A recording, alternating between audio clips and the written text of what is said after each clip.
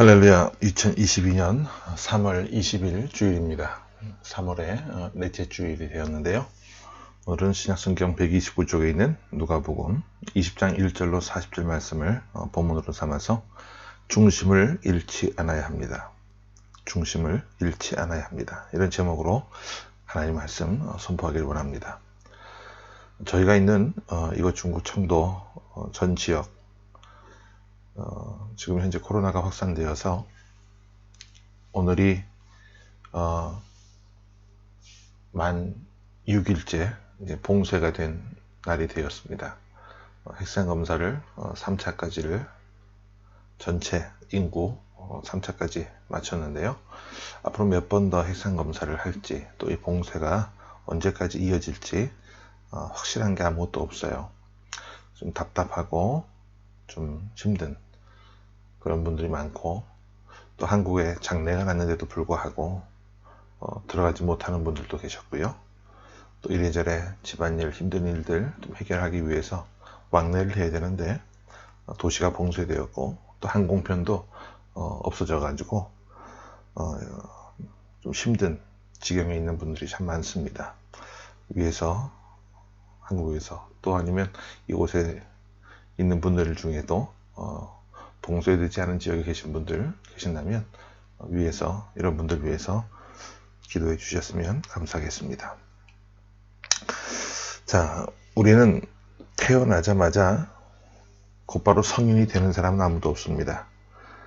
어린 시절을 거치고 유아기를 거치고 또 청소년기를 거쳐서 또 청년기를 거친 이후에 성인이 되게 되는데, 이렇게 성인이 되기까지 자라나는 그런 모든 과정들 속에 주변 사람들과 싸움하지 않거나 단 한 번도 분쟁이 일어나지 않은 사람은 없을 겁니다.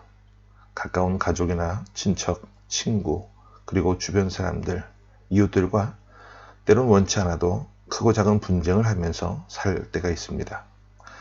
어린 시절에는 그 분쟁이 주먹다짐이 되기도 하고, 성인이 되어서는 대부분의 사람들은 주먹다짐보다는 말로 싸웁니다.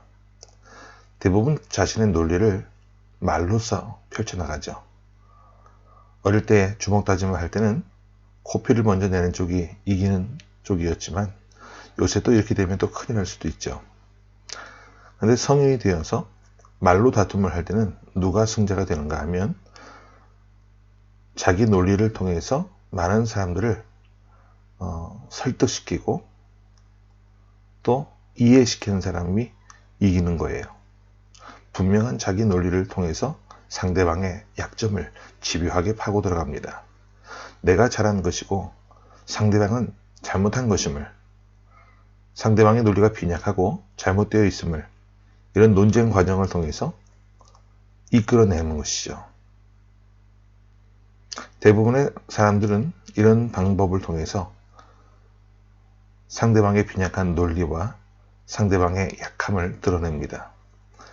사람은 이렇게 말다툼을 하고 살아가는데, 과연 우리 예수님은 어떻게 어린 시절을 지내오셨고 성장하셨을까요?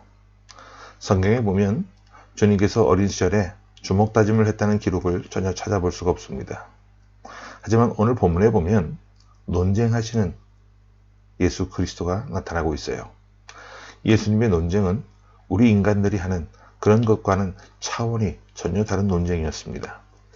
오늘 이 말씀을 통해서 예수님은 어떤 식으로 사람들과 논쟁하셨는지, 그 예수님의 논쟁을 통해 우리는 무엇을 배울 수 있는지 함께 깨닫고 은혜받는 시간이 되기를 원합니다. 자, 오늘 본문에 보면 먼저 그 당시 대제사장들과 서기관들과 장로들이 예수님께 찾아와서 말로써 시비를 겁니다. 예수님이 성전에서 많은 사람들을 모아놓고 하나님의 나라와 그 복음에 대한 그 말씀을 가르치고 계셨어요. 그런데 그 순간 그들이 와서 말로써 주님께 이런 시비를 겁니다. 자, 우리 2절 말씀부터 보겠습니다. 본문 2절입니다. 시작. 말하여 이르되 당신이 무슨 권위로 이런 일을 하는지, 이 권위를 준 이가 누구인지 우리에게 말하라. 이들은 예수님의 권위를 문제 삼고 있어요.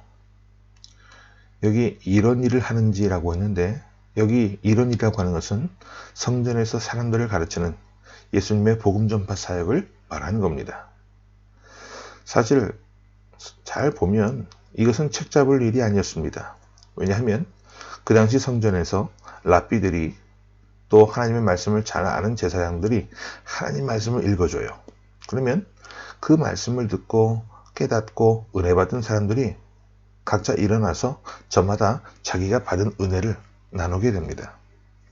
예수님도 그 무리 가운데 계셨고 예수님이 받은 은혜를 나누는 그 나눔 자체가 이미 가르침이었기 때문에 많은 사람들은 주님에게 다음 시간에도 오셔서 하나님의 말씀에 그 귀한 비밀을 가르쳐 달라고 전해달라고 부탁을 했던 것이죠. 그런데 이들은 예수님의 이 말씀이 너무나 파급 효과가 있고 수많은 사람들의 심령을 찔러 쪼개는 그런 능력의 말씀이었기 때문에 이 말씀의 권위를 문제 삼고 있었습니다. 그래서 주님께서는 이 말씀을 들으시고 질문을 하세요. 자, 4절 말씀을 보겠습니다. 자, 시작. 요한의 세례가 하늘로부터냐 사람으로부터냐. 주님은 오히려 대답보다 또 다른 질문을 그들에게 하셨습니다. 만약에 요한의 세례가 하늘로부터라고 대답을 한다고 하면 대제사장이나 서기관 그리고 장로들이요 요한의 세례를 받지 않음을 그리고 요한에게 가르침을 받지 않음이 문제가 되게 돼요. 만약에 요한의 세례가 사람으로부터라고 한다면 수많은 백성들이 아직도 세례 요한을 따르고 있는데 그들에게 돌에 맞아 죽을 수도 있게 됩니다. 그래서 이들은 예수님의 이 질문에 대해서 쉽게 대답을 하지 못했습니다. 그런데 주님께서 하신 이 질문을 보면 굉장히 의미가 있어요. 왜냐하면 이 질문을 통해서 대제사장과 서기관들, 장로들이 하늘을 한번 바라보게끔 하셨기 때문이에요. 요한의 세례가 하늘로부터냐? 이렇게 질문하심으로 인해서였는데요. 참 보면 우리 예수님은 논쟁을 통해서도 자신이 아니라 하나님을 드러내시는 것을 보게 됩니다. 논쟁을 통해 논쟁하는 당사자들에게 하나님을 기억하게 하고 그들이 돌이키지는 않는다 할지라도 하늘을 한번 바라보게 하시고 진정한 복음이 무엇인지에 대해서 다시 한번 돌아보게 하셨다라는 거예요. 자, 이어서 두 번째 논쟁이 나옵니다. 서기관과 그리고 대제사장들이 이번엔 사람들을 보내요. 그리고 예수님이 대답하기 상당히 까다롭고 어려운 질문을 던져요. 바로 세금에 대한 논쟁이었는데, 자, 22절을 한번 보겠습니다. 자, 시작. 우리가 가이사에게 세를 바치는 것이 옳으니까 옳지 않으니까 하니. 아주 굉장히 어려운 질문입니다. 만약에 가이사에게 세금을 바치라고 한다면 예수님을 민족 유대인들을 배반한 매국노로 몰아갈 것이고 또 바치지 말라고 한다면 로마 그 당시 실정법을 어긴 사람으로서 법에 고발할 수 있는 그런 건수를 주게 되는 것이거든요. 자, 예수님은 이런 어려운 질문을 받고 난 이후에 이렇게 대답을 하십니다. 자, 24절과 25절을 연이어서 함께 보겠습니다. 시작. 데나리온 하나를 내게 보이라. 누구의 형상과 글이 여기 있느냐? 대답하되 가이사의 것이니이다. 이르시되 그런즉 가이사의 것은 가이사에게, 하나님의 것은 하나님께 바치라 하시니. 자, 데나리온 하나를 가져오게 하신 이후에 그 동전에 새겨져 있는 형상이 누구의 것이냐고, 또 이 글이 누구를 향한 것이냐고 질문을 하십니다. 그 당시 유대인들에게 통용되는 그 데나리온에는요, 로마 황제의 형상이 새겨져 있었어요. 그래서 로마 황제 형상이 새겨져 있는 이 돈, 그리고 우리가 시민으로서 해야 될 일은 당연히 해야 되지 않겠느냐. 그래서 가이사의 것은 가이사에게 바치라고 말씀하신 거예요. 그런데 우리 주님께서 진짜 하시고자 하셨던 말씀은 그 다음에 나옵니다.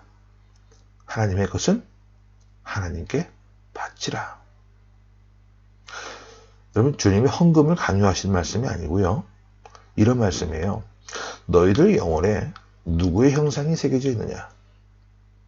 하나님의 형상이 새겨져 있지 않느냐?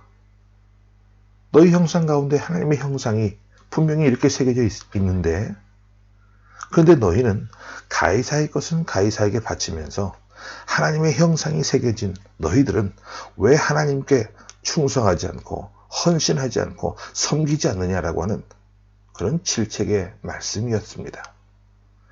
주님께서 세금 논쟁을 통해서도 우리 주님은 하나님을 드러내셨어요. 이런 논쟁이 우리 주님께서 이런 논쟁을 통해서도 우리 주님은요, 우리에게 정말 탁월함을 보여주시고 계시고 우리가 배워야 될 그런 귀한 본보기를 남겨주셨습니다. 자, 이어서 또 한 가지 논쟁이 나옵니다. 세 번째 논쟁인데 이번 거는 부활 논쟁입니다. 그 당시 사도계인들은요, 부활을 믿지 않았어요. 그래서 주님께 나와서 부활이 엉뚱하고 말도 안 된다는 것을 주님께 증명하기 위해 엉뚱한 이야기를 꺼냅니다. 그 이야기가 뭐냐 하면 한 동네에 7 형제가 있었어요. 그 중에 맏형이 결혼을 했습니다. 아내를 맞이했지만 후사가 없었고 결혼한 지 얼마 되지 않아 세상을 떠나게 돼요. 그 당시 유대인들의 법에 의하면 과부가 된 그 형수를 다른 형제가 취해서 후사를 낳아야만 됐습니다. 그래서 둘째가 형수와 결혼을 했지만 역시 얼마 지나지 않아 세상을 떠나게 돼요. 그 이후에 셋째도 넷째도 그렇게 해서 7 형제가 다 그 여인을 취했지만 아무도 후사 없이 자손을 남기지 못하고 세상을 떠났습니다. 만약에 당신이 말하는 것처럼 부활이 있다라고 한다면 부활의 때 이 여자는 누구의 아내가 되어야 합니까? 이런 좀 막막한 질문을 예수님께 던진 것이죠. 자, 예수님께서 그 질문을 받으신 이후에 진지하게 대답을 하십니다. 너희가 부활을 또 하나님의 나라를 오해하고 있다. 사람들은 이 세상에서 시집가고 장가가지만 천국에서는 장가가는 것도 시집가는 것도 존재하지 않는다. 그러면서 결정적인 말씀을 던져주시는데요. 하나님은 아브라함의 하나님이요, 이삭의 하나님이요, 야곱의 하나님이요, 죽은 자의 하나님이 아니라 살아있는 자의 하나님이시다는 말씀을 전해주십니다. 그것이 37절과 38절에 나오는데 같이 보겠습니다. 자, 시작. 죽은 자가 살아난다는 것은 모세도 가시나무 떨기에 관한 글에서 주를 아브라함의 하나님이요 이삭의 하나님이요 야곱의 하나님이시라 칭하였나니 하나님은 죽은 자의 하나님이 아니요 살아있는 자의 하나님이시라 하나님에게는 모든 사람이 살았느니라 하시니. 쉽게 말해 이런 거예요. 주님이 이렇게 대답하셨어요. 모세가 하나님을 만날 때 아브라함의 하나님, 이삭의 하나님, 야곱의 하나님이라 할 때 이때 동사의 시제가 뭐냐 하면 현재 시제입니다. 모세가 하나님을 만날 때 이미 아브라함과 이삭과 야곱은 하나님 품에 가 있었지만 그러나 하나님은 그들을 죽은 자로 여기지 아니하시고 여전히 산 자로 여기고 계셨다는 것이죠. 그러므로 하나님 앞에 죽은 자는 존재하지 않고 그 영혼이 살아있는 자만 존재한다라고 하는 그 부활에 대한 진리의 말씀을 전하셨습니다. 부활 논쟁에서도 우리 주님이 말씀하시기를 여전히 주님은 하나님을 드러내고 계셨어요. 우리 주님이 논쟁 가운데서 자기 자신의 의로움을 나타내지 아니하시고 하나님을 그 중심에 놓고 있음을 우리가 살펴봐야만 합니다. 우리는 논쟁할 때 나의 의로움을 드러내고 나의 지혜를 자랑하며 상대방의 약점을 집요하게 파고들고 공격합니다. 우리가 이번 대선 토론 과정에서도 이런 것들을 아주 명백하게 잘 보지 않았습니까? 하지만 주님의 논쟁은 자신의 의로움은 뒤로 감추시고 하나님을 드러내고 계세요. 이것은 2가지 효과가 있었는데 첫 번째는 하나님을 논쟁의 중심에 드러내게 되면 흥분해서 자기 자신을 주장하는 자기 의로움에 빠지지 않게 돼요. 또 두 번째는 상대방에게 하나님을 한번 생각해 보도록 하는 효과가 있습니다. 우리는 이 땅을 살면서 어떤 모습으로 논쟁을 하고 있습니까? 논쟁뿐만 아니라 우리가 이 세상과 주변 사람과 이웃과 또 만나는 사람들과 대화하며 살아가는 그런 모든 중심에 하나님이 계셔야만 합니다. 하나님이 아닌 나의 의로움과 내 생각과 내 경험과 나의 가치만 존재한다고 한다면 우리는 평생 동안 말다툼을 하고 매일같이 갈등하고 살 수밖에 없는 그런 존재가 되고 말 거예요. 한 입을 덮고 사는 부부지간에도 어떤 논쟁이 생겼을 때 여러분 자기 자신을 드러내는 함정에 빠지지 마시고 하나님을 생각하며 하나님을 드러낼 수 있는 그런 대화들을 해보시기 바랍니다. 하나님이 아닌 나의 의로움, 내 생각, 내 경험, 나의 가치만 존재한다면 우리는 평생 동안 싸울 수밖에 없고 매일같이 갈등하며 살 수밖에 없는 그런 존재가 되고 맙니다. 하지만 우리가 주님을 닮아서 우리가 살아가는 모든 중심에 하나님을 중심에 놓고 생각한다면 우리는 다툼하지 않고 갈등하지 않고 하나님을 통해서 우리가 도리어 낮아지고 하나님 이야기를 듣는 주변 사람들도 마음이 부드러워지고 너그러워지게 될 줄로 믿습니다. 코로나 확산에 따른 봉쇄 조치로 인해서 하루하루 답답하고 힘든 날들을 우리는 이 땅에서 보내고 있습니다. 반면 우리나라도 코로나 확진자들이 매일 정점을 찍고 수많은 사람들이 확진되었다는 그런 뉴스 보도를 듣고 있는데 이런 힘겨운 나날들 가운데 우리가 포기하지 않아야 될 일, 그것은 바로 하나님을 매 순간 우리의 삶 가운데 하나님을 중심에 두고 살아가야 되는 그런 믿음의 백성들이 되어야 한다는 사실을 꼭 명심하실 수 있기를 바랍니다. 그래서 우리가 이렇게 중심을 잃지 않고 하나님을 향한 그 믿음의 중심을 잃지 않고 순항하며 나아갈 때 멋진 믿음의 항해를 할 수 있는 그런 귀한 은혜를 누리는 삶이 될 줄로 믿습니다. 아멘. 함께 말씀을 기억하며 기도하겠습니다. 살아계신 주님, 감사합니다.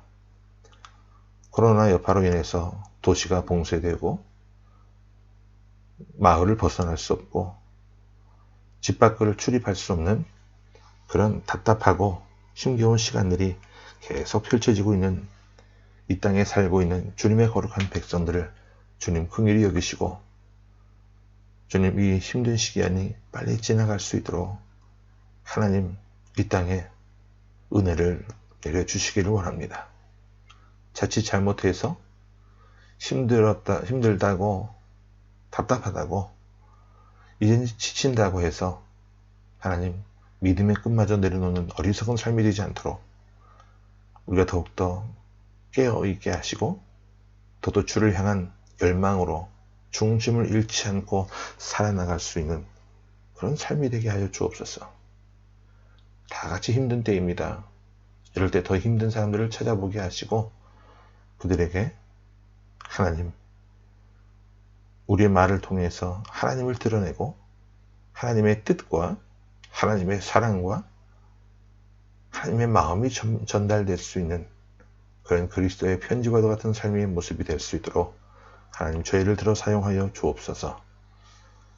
우리 하나님은 죽은 자의 하나님이 아니고 살아있는 자의 하나님이신 줄로 믿습니다.